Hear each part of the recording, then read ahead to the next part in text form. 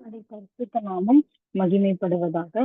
இந்த மாலை வேளையில கூட கர்த்தருடைய வார்த்தையை கேட்க வந்திருக்கிற ஒவ்வொருவரையும் இயேசு கிறிஸ்துவின் இணையற்ற நாமத்தினாலே உங்களை வாழ்த்தி வரவேற்கிறேன். இந்த நாள் ஆண்டுடைய வார்த்தைக்காய் நான் அவர் சமூகத்திலே காத்திருந்து ஜெபித்த பொழுது கர்த்தர் என்னோடு கூட பேசி இடைப்பட்ட வார்த்தையை நான் உங்களோடு கூட பகிர்ந்து கொண்டு உங்களுக்காக நான் ஜெபிக்க விரும்புகிறேன்.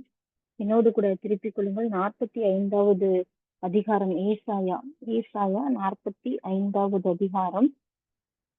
இதுல 3-4 வசனங்கள். உன்னை பெயர் சொல்லி அழைக்கிற இஸ்ரவேலின் தேவனாகிய கர்த்தர் நானே என்று நீ அறியும்படிக்கே வெண்கல கதவுகளை உடைத்து இருப்பு தாழ்பால்களை முறித்து அந்தகாரத்தில் இருக்கிற பொக்கிஷங்களையும் ஒளிபீரத்தில் இருக்கிற புதையல்களையும் உனக்கு கொடுப்பேன். நான் என் தாசனாகி யாக்கோபின் நிமித்தம் அவன் தெரிந்து கொண்ட இஸ்ரவேல் நிமித்தம் நான் என்னை பெயர் சொல்லி அழைத்து நீ அறியாதிருந்தும் உனக்கு நாமம் தரித்தேன். நானே கர்த்தர், வேறொருவர் இல்லை, என்னை தவிர வேறு தேவன் இல்லை. ஆவியானவர் தாமே இந்த அதிகாரத்துல அந்த வார்த்தைகள் மூலமா நம்மோடு கூட பேசுவாராக.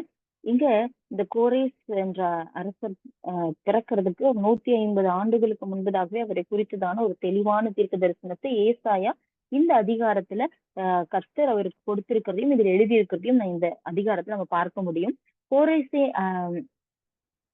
அரசராக கர்த்தர் வைத்து கர்த்தர் அவனை அபிஷேகம் பண்ணுகிறார். அந்த கோரேசை குறித்து கர்த்தர் செய்ய போகிற காரியங்களை குறித்துதான் இங்க சொல்லப்பட்டிருக்கும். அதாவது என்ன அப்படின்னா, அபிஷேகம் பண்ணின கோரேசுக்கு யாரால? கர்த்தரால் அபிஷேகம் பண்ணின கோரேசுக்கு முன்பாக ஜாதிகளை கீழ்ப்படுத்தி அந்த கோரேசுக்கு ஒரு அபிஷேகம் இருந்தது. என்ன அபிஷேகம் அப்படின்னா, ஜாதிகளை கீழ்ப்படுத்துகிற அபிஷேகம், ராஜாக்களுடைய இடைக்கட்டுகள் அவிழ்க்கிற ஒரு அபிஷேகம். அவனுக்கு முன்பாக வாசல்கள் எப்பவுமே பூட்டி இருக்காது, பூட்டப்படாது இருக்கு, அப்பனா ஓப்பனா இருக்குது. கதவுகளை திறந்து வைக்கும்படி, பூட்டாம திறந்து வைக்கும்படிக்கான ஒரு அபிஷேகம்.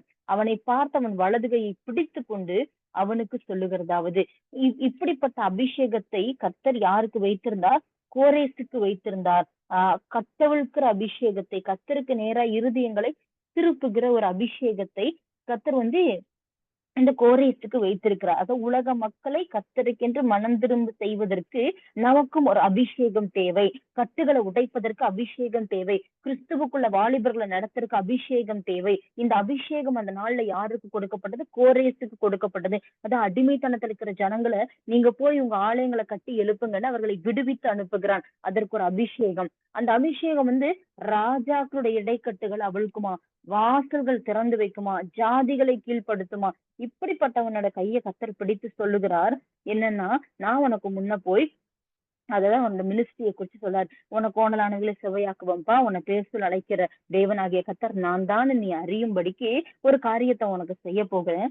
வெண்கல கதவுகளை உடைத்து, அப்படின்னா என்னன்னா, உனக்கு முன்பதாக அடைக்கப்பட்டிருக்கிற வெண்கல கதவு போன்ற ஒரு தடைகளை நான் உடைத்து இருப்பு தாழ்பால்களை முறித்து உனக்கு தேவையான பொக்கிஷங்களையும் புதையல்களையும் உனக்கு நான் நேரிட பண்ணுவேன், அதை நான் உனக்கு அருளுவேன் என்று சொல்லி கர்த்தர் அந்த வார்த்தைகளை நம்ம அங்க கோரேசுக்கு சொல்லுகிறார்.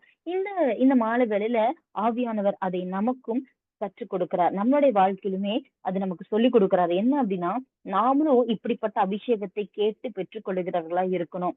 ஆத்தும ஆதாயம் பணி செய்வதற்கு, அநேகரை கிறிஸ்துவண்டை நடத்துவதற்கு, உலக மக்களை மனம் திரும்ப செய்வதற்கு, வாலிபர்களை கிறிஸ்துவண்டை நடத்துவதற்கு எனக்கு ஒரு அபிஷேகம் தேவை. அந்த அபிஷேகம், இந்த கோரேசுக்கு இருந்த அபிஷேகம் மாதிரி அபிஷேகம் தேவை. இந்த அபிஷேகம் நமக்குள்ள இருந்துச்சுன்னா அது நமக்கு முன்னாடி போய் கோணலானவர்களை என்ன ஆகும்? செவ்வையாக்கும் என்று சொல்லப்பட்டிருக்கிறது. அப்போ இந்த 4வது வசனத்துல நம்ம வாசித்தோம்னா இங்க சொல்லப்படுகிறது, கர்த்தர் ஒரு திறந்த வாசலை வைக்கிறார்.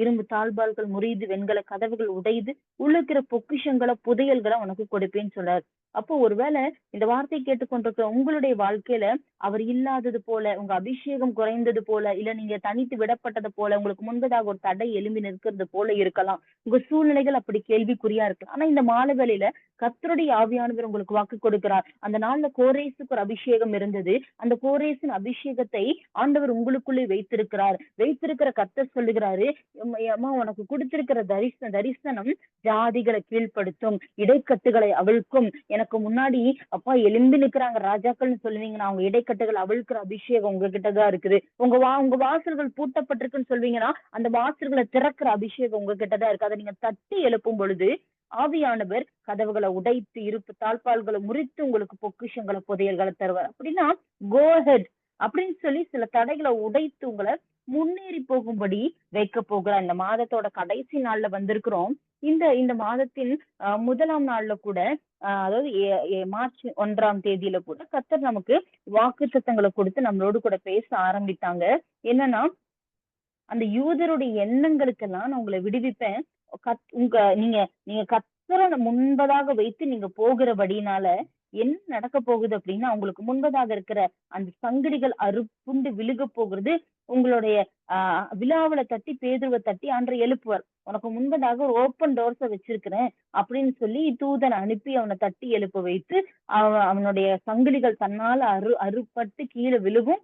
அந்த கட்டுகள் அறுக்கப்படும். இப்போ அவன் எழும்பி முன்னேறி செல்லுகிறத நம்ம அந்த அதிகாரத்துல நம்ம பார்க்க முடியும். இந்த மாலை வேளையில கூட ஆவியானவர் நம்மோடு கூட பேசி நமக்கு கற்றுக் கொடுக்கிற இந்த காரியம் என்ன அப்படின்னா, நமக்கு முன்பதாக இந்த மாசத்தோட ஆரம்பத்துல ஆண்டு சொன்னாங்க, இது முடிவுல வந்திருக்கிறோம்.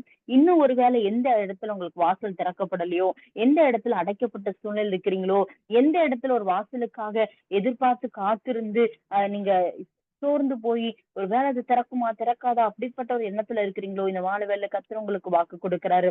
உங்க மேல இருக்கிறது கோரேசின் அபிஷேகம். அந்த அபிஷேகத்துக்கு முன்பதாக எந்த வெண்கல கதவுகளும் நிற்க முடியாது. அவைகள் உடையும், அவைகள் திறக்கும்.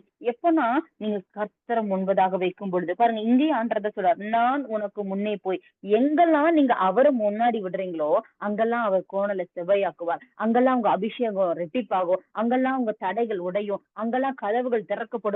அங்கெல்லாம் பொக்கிஷங்கள் வெளிப்படும். ஒருவேளை இந்த மாலை வேளையில நீங்க இருக்கிற இடத்துல உங்களோட வீட்டுல வச்சிருக்கலாம், உங்களோட ஆபீஸ்ல வச்சிருக்கலாம், உங்களை படிக்கிற இடத்துல வச்சிருக்கலாம்.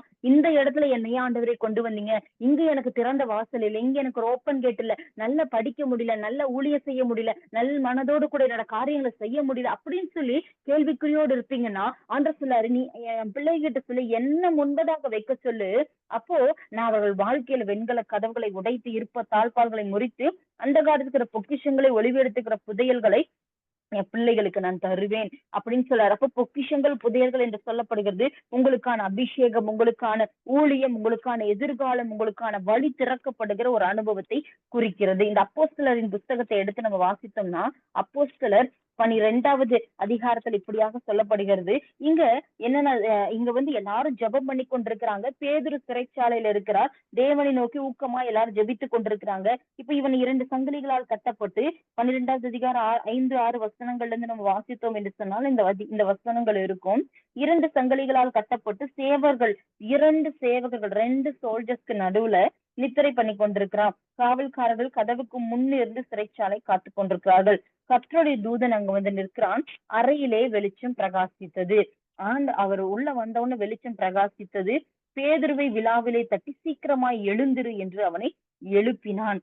உடனே சங்கிலிகள் அவன் கையில் இருந்து விழுந்தது. பாருங்க, அவன் எழுந்திரு அப்படின்னு சொன்னா அவன் எழும்பினான். 2வது என்னாச்சு, சங்கிலிகள் தன்னாலே கலண்டு விழுந்தது. தூதன் அவனை நோக்கி, உன் அறையை கட்டிக்கொள், பாதரட்சியை தொடுத்துக்கொள், வஸ்திரத்தை போட்டுக்கொண்டு என்ன சொல்றாரு, என் முன்னே போன்னு சொல்றாரா, என் பின்னேவான்னு சொல்றாரா, என் பின்னே வா என்றான். அப்போ அந்தபடியே அவனும் பின் சென்றான். அப்போ அவன் போய்கொண்டே இருக்கும் பொழுது அங்க என்ன நடந்தது, நகரத்துக்கு போகிற வழியில இருப்பு கதவண்டையில் வந்த போது அது தானாய் அவர்களுக்கு திறவுண்டது.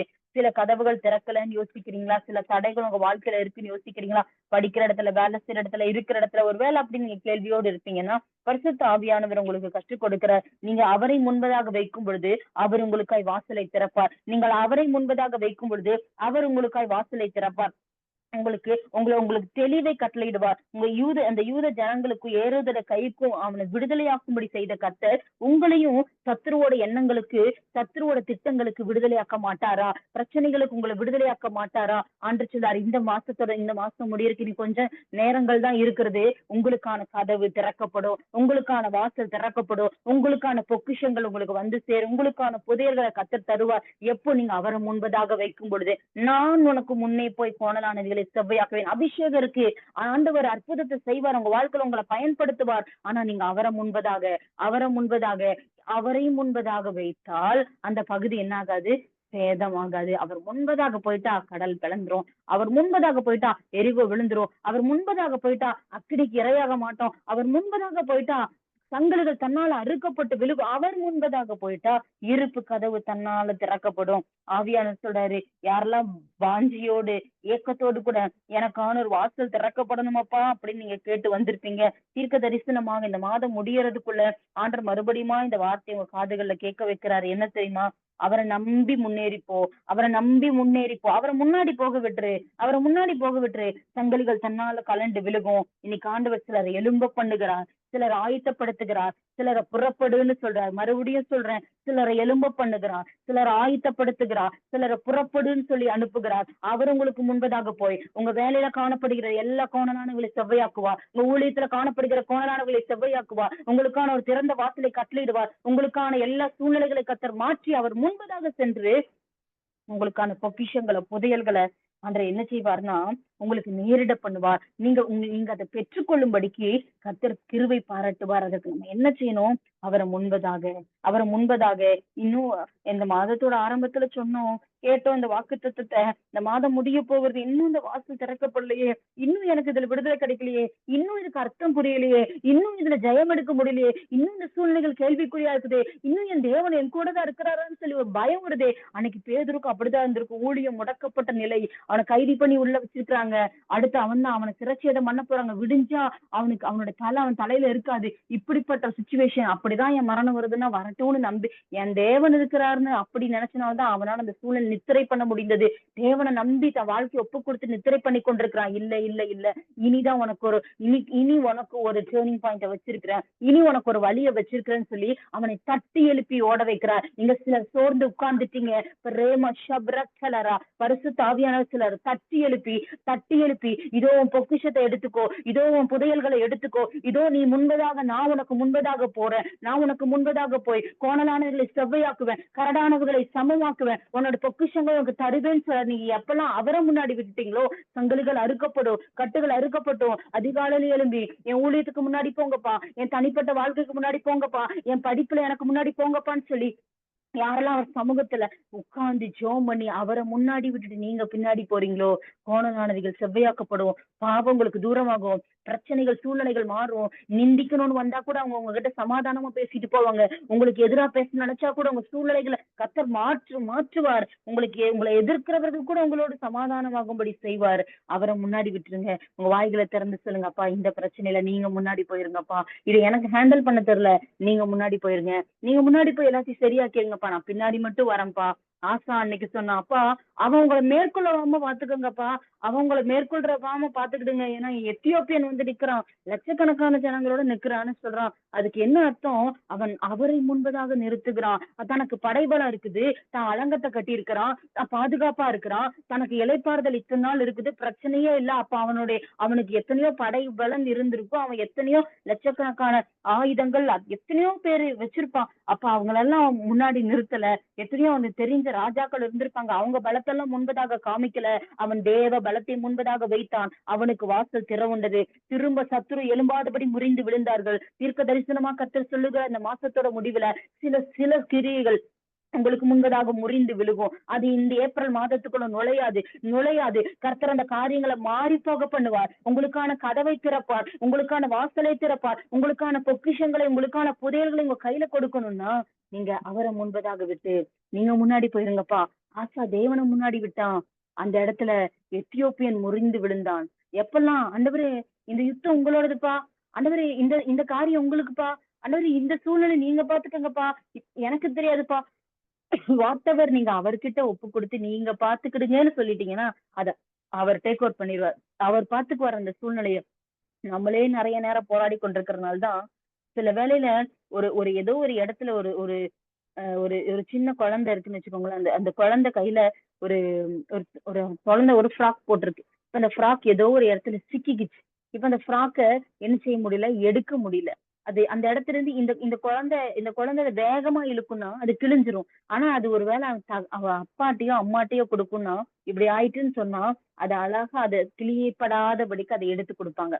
அந்த மாதிரிதான் நான் ஒரு சின்ன எக்ஸாம்பிளுக்காக சொல்றேன். ஒருவேளை சத்ரு உங்களை எங்கேயாவது மாட்டி வச்சிருக்கலாம், உங்களுக்கு வாசல் திறக்காம இருக்கலாம். அது ஒருவேளை நீங்களே அதுல இருந்து வர்றதுக்கு முயற்சி பண்ணி நீங்க அதாவது அதுவா அந்த அந்த அந்த எப்படி அந்த ஃப்ராக் கிழிஞ்சதோ அந்த மாதிரி நம்மளும் சேதப்படாதபடிக்கு நம்மை பாதுகாப்போடு அதுல இருந்து எடுக்க அவர் வல்லவரா இருக்கிறாரு. அப்போ ஃபர்ஸ்ட் கமிட் யோர்செல்ஃப் டு காட். அவர் சமூகத்துல உங்களை அர்ப்பணிச்சீங்கன்னா, அவர் சமூகத்துல உங்களை தாழ்த்துனீங்கன்னா, சத்துரு உங்களை சேதப்படுத்த முடியாதபடிக்கு கொண்டு வருவாருங்க.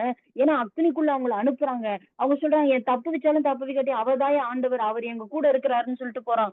எப்ப என்ன உள்ள வச்சுட்டு இவங்க நான் உள்ள இல்ல, ஆனா நான் உள்ள இருக்கேன்னு சொல்லி போறாங்க. என் பிள்ளைகளை நான் வெட்கப்படுத்த மாட்டேன்னு சொல்லி அவர் உள்ள வந்து அவங்கள ஜீவனோடு மீட்டு கொண்டு வராரு. இன்னைக்கு எந்த ஸ்ட்ரகிள நீங்க ஃபேஸ் பண்ணிட்டு இருக்கிறீங்க, அந்த இடத்துல அவரை முன்பதாக வைங்க, அவரை உள்ள வைங்க. அக்னிக்கு வாங்கப்பா, ஆண்டவர் சிங்க கெபிக்குள்ள வாங்கப்பா, செங்கடல வந்து நின்றுங்கப்பா, எரியோக்கு முன்னாடி நின்றுங்கப்பா, இந்த பிரச்சனைகளுக்கு முன்னாடி நின்றுங்கப்பா. ஆண்டவர் இந்த மாதம் முடிய நீ கொஞ்சம் மணி நேரங்கள் தான் இருக்கு, கொடுத்த வாக்குத்தத்தம் நிறைவேற்றப்படணும், வாசல் திறக்கப்படுவதாகன்னு கேளுங்க. எப்பத்தான் என்று சொல்லுங்க.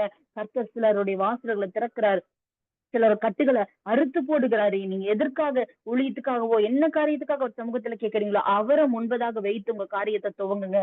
காரியத்தை செம்மையாய் முடிய பண்ணுவார். நம்புறீங்களா? உங்களுக்கு ஆண்டவர் செய்வார் நம்புறவங்க மட்டும் இருக்கிற இடத்துல கண்களை மூடி ஆண்டவரை நோக்கி பார்க்கலாம். ஸ்தோத்திரப்பா, எங்களை அதிகமாய் நேசிக்கிற எங்கள் அன்பின் தகப்பனே, அப்பா நீர் கொடுத்த அந்த வேலைக்காய் நன்றி. நீ சொன்ன ஒவ்வொரு வார்த்தைகளுக்காய் நாங்க உள்ளத்தின் ஆழத்திலிருந்து நன்றி செலுத்துகிறோம் அப்பா. ஆண்டவரே அப்பா, இந்த நாளை நீங்க கற்றுக் கொடுத்த வார்த்தைக்காய் நன்றி அப்பா. ஆண்டவரே எங்களுக்கு முன்பதாக நீர் கடந்து செல்லும். ஆண்டவரே எல்லா சங்கிலிகள் அறுக்கப்படட்டும், எல்லா கட்டுகள் அறுக்கப்படட்டும், எல்லா வெண்கல கதவுகள் உடைக்கப்படட்டும், இருப்பு தாழ்பால்களை முறித்து போடுங்க. இத்தனை நாள் சத்து எங்க கையில இருந்து அபகரித்து வைத்த பொக்கிஷங்களை, புதையல்களை, நன்மைகளை, வரங்களை, அனுபவங்களை, விடுதலைய எங்க கிட்ட திரும்ப தாங்கப்பா, திரும்ப தாங்கப்பா. யாரெல்லாம் உண்மையா கேட்கிறாங்களோ ஒவ்வொருடைய வாழ்க்கையில திரும்ப இந்த பொக்கிஷத்தை தாங்கப்பா, திரும்ப ஆவிக்குரிய அனுபவங்களை தாங்கப்பா, திரும்ப அதிகமா உங்க சமூகத்துல எத்தனையோ நாட்களுக்கு முன்னாடி உபவாசம் பண்ணி அவர் சமூகத்துல அப்பா ஜெபிச்சாங்க. இந்த நாட்களை திரும்ப தாங்க, ஆவிக்குரிய வாழ்க்கையில எழுப்புங்க, தத்துவத்தின் வல்லமையினால் நிரப்புங்க, சாட்சியாய் நிறுத்துங்கப்பா. இது அப்படி நிறுத்தி ஒவ்வொரு பிள்ளைகளோட தலையை நீர் நிமிர பண்ண போற கிருபைக்காய் நன்றி. வாசல் திறக்கப்படுவதாக. உங்க நாமத்துக்கு மகிமை செலுத்துகிறோம் அப்பா. ஒவ்வொருவரையும் ஆசீர்வதிங்கப்பா. எங்களை முற்றிலுமாய் தரை மட்டும் தாழ்த்துகிறோம் அப்பா. உங்க கரத்துல தாழ்த்தி வெறுமையாக ஒப்புக் கொடுக்கிறோம். இயேசு கிறிஸ்துவின் இணையற்ற நாமத்தில் ஜெபிக்கிறோம் நல்ல பிதாவே, ஆமேன். என் ஆத்துமாவே கர்த்தரை ஸ்தோத்திரி, என் முழு உள்ளமே பரிசுத்த நாமத்தை ஸ்தோத்திரி. என் ஆத்துமாவே கர்த்தரை ஸ்தோத்திரி, கர்த்தர் செய்த சகல உபகாரங்களையும் என்றைக்கும் மறவாதே. ஆமேன். இந்த வார்த்தை உங்களுக்கு பிரயோஜனமா இருந்திருக்கு நான் நம்புறேன். தொடர்ந்து இதை தியானிங்க. ஆவியானவர் முன்பதாக போக விடுங்க. ஆண்டவர் உங்களுடைய வாழ்க்கையில எல்லாத்தையும் செவ்வையாய் மாற்றுவார். உங்களுக்கு ஸ்கிரீன்ல ஷேர் பண்ணிட்டு இருக்கிறாங்க. குடும்ப தரிசன கொடுகை ஏப்ரல் 10 அரசு விடுமுறை அன்று கிரேஸ் ஹால்ல, நியூ பஸ் ஸ்டாண்ட் முன்னாடி இருக்கிற அந்த ஹால்ல வச்சு நமக்கு மார்னிங் ஒரு 9:30 இருந்து ஈவினிங் 4 வரைக்கும் நடக்கும். பாஸ்டர் ஒசூர்ல இருந்து ஜூடா பெனிகின் அப்படிங்கிற பாஸ்டர் வந்து அதை நடத்தி கொடுக்குறாங்க. சோ அந்த அந்த பாஸ்டருக்காக ஜெபித்துக் கொள்ளுங்கள், அந்த ஊழியங்களுக்காக ஜெபித்துக் கொள்ளுங்கள். நீங்க அருகில் இருப்பீங்கன்னா, இல்ல உங்களுக்கு தெரிஞ்சவங்க இந்த பகுதிகளில் இருப்பாங்கன்னா, நீங்க அவங்களுக்கு இன்டிமேட் பண்ணுங்க. எல்லாரையும் வந்து கலந்து கொள்ளும்படி சொல்லுங்க. நீங்களும் கலந்து கொண்டு தேவனுடைய ஆசீர்வாதத்தை பெற்றுக் கொள்ளுங்கள். God bless you.